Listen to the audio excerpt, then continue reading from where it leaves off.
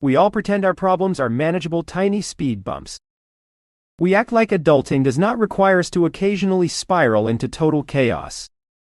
You probably tell yourself your messy Tuesday night is not really a big deal. Well, guess what? That's totally untrue. Imagine going from perfect dad mode to absolute disaster zone real fast. That is where we landed ourselves lately. It starts with a nice family day breakfast. Then somehow a weird dark fog rolls in during transit. Suddenly, things get angry and you start making terrible calls. And yes, we are talking about airports too. Dustin Poirier talked about this whole mess honestly.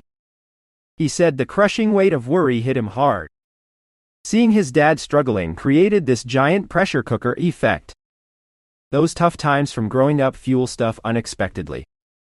Like maybe remembering why you hated crowded parties as a kid. Turns out diving into therapy AI not just for dramatic TV shows. It forces you to face ghosts you thought stayed buried under sweatpants. He told stories about ditching school and getting caught early on.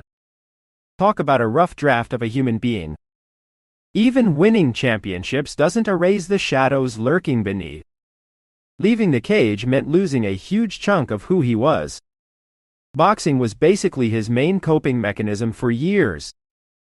Nothing else fills that empty space perfectly apparently. But listen here. He swears off blaming his genes for his screw-ups. Owning the choice matters more than whatever baggage you carry. He sees vulnerability not as weakness but as actual armor plating.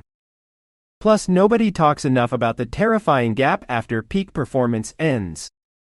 There isn't a manual for that exact cliff jump. So want to hear how he navigates rebuilding a life without the adrenaline spike?